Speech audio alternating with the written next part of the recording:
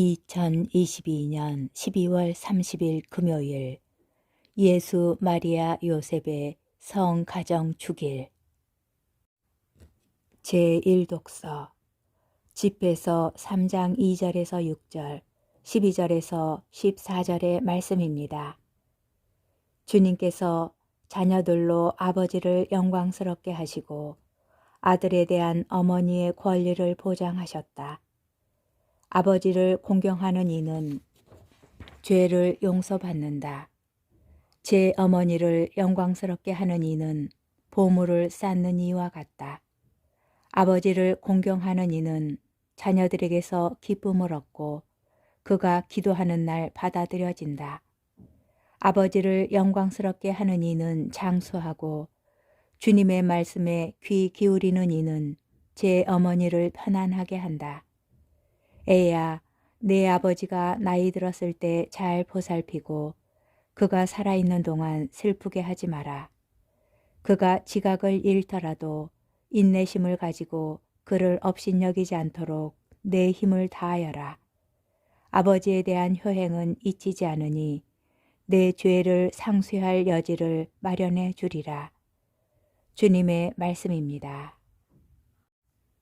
복음 마테오복음 2장 13절에서 15절, 19절에서 23절의 말씀입니다. 박사들이 돌아간 뒤 꿈에 주님의 천사가 요셉에게 나타나서 말하였다. 일어나 아기와 그 어머니를 데리고 이집트로 피신하여 내가 너에게 일러줄 때까지 거기에 있어라. 헤로데가 아기를 찾아 없애버리려고 한다. 요셉은 일어나 밤에 아기와 그 어머니를 데리고 이집트로 가서 헤로데가 죽을 때까지 거기에 있었다. 주님께서 예언자를 통하여 내가 내 아들을 이집트에서 불러내었다 하신 말씀이 이루어지려고 그리 된 것이다. 헤로데가 죽자 꿈에 주님의 천사가 이집트에 있는 요셉에게 나타나서 말하였다. 일어나 아기와 그 어머니를 데리고 이스라엘 땅으로 가거라. 아기의 목숨을 노리던 자들이 죽었다. 요셉은 일어나 아기와 그 어머니를 데리고 이스라엘 땅으로 들어갔다. 그러나 아르켈라오스가 아버지 헤로데를 이어 유다를 다스린다는 말을 듣고 그곳으로 가기를 두려워하였다. 그러다가 꿈의 지시를 받고 갈릴레아 지방으로 떠나 나자렛이라고 하는 고을로 가서 자리를 잡았다. 이로써 예언자들을 통하여 그는 나자렛 사람이라고 불릴 것이다 하신 말씀이 이루어졌다. 주님의 말씀입니다. 오늘의 묵상. 오늘 복음은 두 가지 사건, 곧 예수님 가족의 이집트 피신과 이스라엘 귀환으로 구성되어 있습니다. 이 두 사건은 마테오 복음서에는 떨어져 있지만 주길 전례 독서에서는 연결되는 이야기로 선포됩니다. 헤로데라는 인물의 위협과 죽음, 그리고 이집트라는 장소를 중심으로 펼쳐지는 피신과 귀환의 여정은 떨어져 배치된 두 사건을 하나의 이야기로 읽을 수 있도록 우리를 초대합니다.